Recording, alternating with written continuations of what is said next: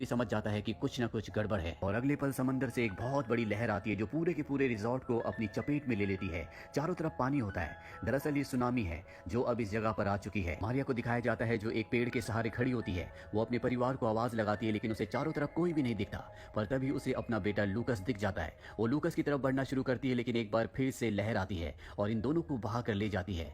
पर मारिया की किस्मत अच्छी होती है कि लूकस उसे देख लेता है जो मलबे के ढेर के पास पड़ी होती है और अब लूकस अपनी मॉम मारिया के पास आ जाता है। ये दोनों के दोनों उस तरफ बढ़ना शुरू कर देते हैं जहां पर पानी कम होता है। यहाँ पर मारिया के पैर को दिखाया जाता है जो बहुत जख्मी है लेकिन वो अपने बेटे लूकस को नहीं बताती क्योंकि वो नहीं चाहती कि वो भी हताश हो जाए। और तभी लूकस को एक बच्चे की आवाज आती है। वो उस बच्चे को बचाने के लिए जाना चाहता है लेकिन मारिया कहती है कि तुम वहां मत जाओ। दरअसल उसने अपने पति और 2 बेटों को खो दिया है। वो नहीं चाहती कि वो लूकस को भी खो दे लेकिन लूकस अपनी मॉम की बात नहीं सुनता और उस बच्चे को अपनी पीठ पर बैठा कर ले आता है। इसके बाद लूकस एक पेड़ पर उस बच्चे को चढ़ा देता है। वो अपनी मॉम मारिया को भी चढ़ाना चाहता है लेकिन उसके पैर के जख्म की वजह से उसे चढ़ने में बहुत प्रॉब्लम हो रही होती है। लेकिन लूकस पूरी हिम्मत दिखाते हुए अपनी मॉम को भी पेड़ पर चढ़ा देता है और अभी तीनों के तीनों पेड़ पर रेस्क्यू टीम के आने का इंतजार करने लगते हैं। और अब यहाँ पर दिखाया जाता है जहाँ पर चारों तरफ तबाही होती है। कुछ देर बाद यहाँ पर यहाँ के लोकल गाँव वाले आ जाते हैं। लूकस और उसकी मॉम को देख लेते हैं। लूकस की मॉम मारिया बहुत ज्यादा जख्मी है इसीलिए उसे उठाकर ले जाया जाता है। और जब मारिया हॉस्पिटल पहुंचती है तो दिखाया जाता है कि चारों तरफ जख्मी लोग हैं। हॉस्पिटल पूरी तरह से भरा हुआ है। टीवी पर भी यही न्यूज चल रही होती है कि सुनामी ने बहुत तबाही मचाई है। यहाँ मारिया को बहुत दर्द हो रहा होता है। वो अपने बेटे से कहती है कि मुझे पेन किलर चाहिए लेकिन वो उसकी बात समझ नहीं पाता। अब यहाँ पर डॉक्टर आता है और वो उसे एक इंजेक्शन लगाता है, साथ ही उसकी मरहम पट्टी करता है और इसके बाद उसे बाकी मरीजों के साथ रख दिया जाता है। लेकिन अब भी मारिया की तबीयत पूरी तरह से ठीक नहीं होती। उसे वॉमिट होना शुरू हो जाती है। दरअसल पानी के बहाव की वजह से उसके पेट के अंदर पानी के साथ गंदगी भी चली गई होती है इसीलिए उसे वॉमिट होती है। और अब यहाँ पर दिखाया जाता है कि एक आदमी अपने परिवार को ढूंढने के लिए आया है। मारिया अपने बेटे लूकस को कहती है कि तुम्हें उसकी मदद करनी चाहिए। लूकस उसके पास जाता है और उसकी फैमिली की फोटो देखता है। यहाँ पर लूकस को एहसास होता है कि सबके परिवार बिछड़ चुके हैं इसीलिए वो तय करता है कि वो सबकी मदद करेगा। यहाँ पर जितने भी पेशेंट्स होते हैं सबके नाम, एड्रेस और कौन किस देश से है ये सब एक पेपर पर लिख लेता है। अब यहाँ पर लूकस को एक बच्चा मिलता है जो अपने परिवार को ढूंढ रहा होता है और ये उसी परिवार का बच्चा है जिसके पिता ने सबसे पहले लूकस से मदद मांगी थी। लूकस इस बच्चे को उसके डैड तक पहुंचा देता है और अब उसे अपने डैड की भी याद आना शुरू हो जाती है। इसके बाद वो उस वार्ड में जाता है जहाँ पर उसकी मॉम है लेकिन वो देखता है कि उसकी मॉम उसके बेड पर नहीं है बल्कि वहाँ पर कोई और पेशेंट लेटा हुआ है। इस बात से लूकस परेशान हो जाता है, रोने लगता है। तभी वहाँ पर नर्स आती है। लूकस उसे बताता है कि मेरी मॉम इस बेड पर थी लेकिन अब वो यहाँ पर नहीं है। इसके बाद नर्स लूकस को एक दूसरे वार्ड में ले जाती है जहाँ पर बहुत सारे बच्चे होते हैं और ये सब वो बच्चे हैं जिनके पेरेंट्स मिल नहीं रहे। नर्स लूकस से कहती है क्या तुम अपने किसी रिलेटिव का नाम जानते हो? वो कहता है अपने दादाजी का लेकिन मैं उनका फोन नंबर भूल गया हूँ। इसके बाद नर्स उसकी शर्ट पर एक स्टिकर लगाकर चली जाती है जिस पर एक नंबर होता है। यहाँ पर सभी बच्चों के कपड़ों पर उसी तरह के स्टिकर होते हैं। लूकस बहुत ज्यादा परेशान है क्योंकि उसे लगता है कि अब उसकी मॉम इस दुनिया में नहीं रही। वहीं दूसरी तरफ हमें रिजॉर्ट को दिखाया जाता है जहाँ पर लूकस अपने परिवार के साथ था। वहाँ पर लूकस के पिता हेनरी होते हैं जो अब भी जिंदा हैं। वो अपने बच्चों को, अपनी पत्नी को आवाज लगा रहे होते हैं लेकिन कोई भी उन्हें रिस्पॉन्ड नहीं करता।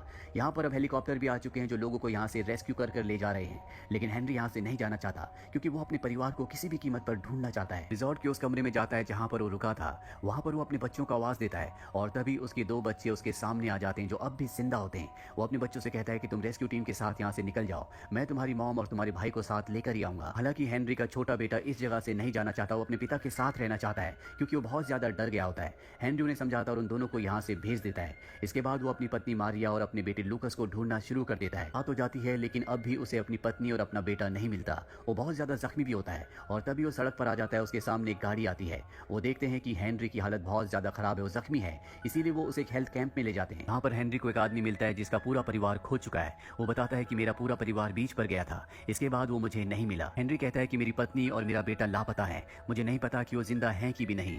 दरअसल यहाँ पर जितने भी लोग होते हैं वो सब अपने परिवारों से अलग हो चुके हैं। ये सुनामी इतनी खतरनाक थी कि किसी को नहीं पता कि उनके परिवार वाले अब जिंदा हैं कि नहीं। सब के सब बहुत दर्द में होते हैं। हेनरी के साथ जो आदमी होता है उसके पास फोन होता है। वो कहता है मैंने इसकी बैटरी बचा कर रखी है ताकि अगर मेरा परिवार कहीं हो, मुझे कॉल करने की कोशिश करे तो मैं उन तक पहुंच जाऊं।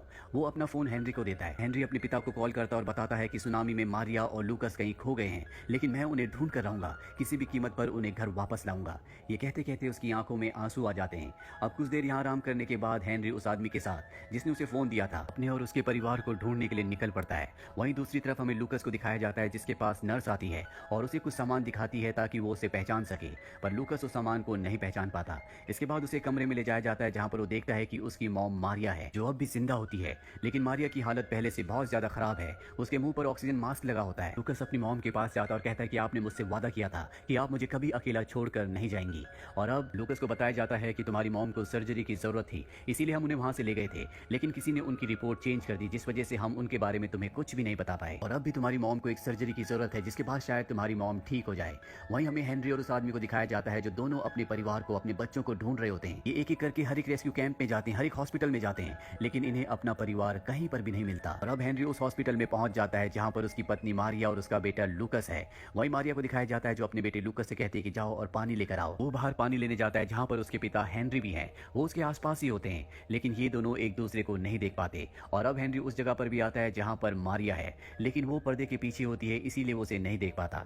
हेनरी को लगता है कि उसका परिवार यहाँ पर नहीं है, इसीलिए वो हॉस्पिटल से बाहर निकलने लगते हैं। और तभी लूकस जो ऊपर पानी लेने गया होता है वो अपने पिता को पीछे से देखकर पहचान जाता है। वो भागता हुआ अपने पिता के पास जाता है, लेकिन तब तक उसके पिता भीड़ में कहीं गुम हो जाते हैं। दरअसल यहाँ पर बहुत भीड़ होती है। लूकस लगातार अपने पिता को ढूंढता रहता है। और अब यहाँ पर बच्चों का वो ट्रक भी आ जाता है जिसमें वो बच्चे होते हैं जिन्हें रेस्क्यू किया गया होता है, और इसमें लूकस के दोनों भाई भी हैं। उसका छोटा भाई ट्रक से नीचे उतरता है, लूकस उसके पीछे से गुजर जाता है, लेकिन ये दोनों एक दूसरे को नहीं देखते। इसके बाद लूकस का भाई वापस अपने ट्रक में बैठ जाता है। वहीं हेनरी को दिखाया जाता है जो अपने दूसरे ट्रक में बैठ जाता है। ये पूरा परिवार आमने सामने ही है, लेकिन एक दूसरे को ये नहीं देख पाते। और तभी लूकस फ्रस्ट्रेशन में अपने पिता को जोर से आवाज देता है, जो आवाज लूकस के दोनों भाई सुन लेते हैं। वो ट्रक से उतर जाते हैं और सीधा अपने भाई के पास आते हैं। ये तीनों की तीनों एक दूसरे के गले मिलते हैं, और तब ये देखते हैं कि सामने से इनके डैड भी आ रहे हैं। दरअसल उन्होंने भी इन्हें देख लिया होता है, और अब ये सब के सब एक दूसरे के साथ हैं।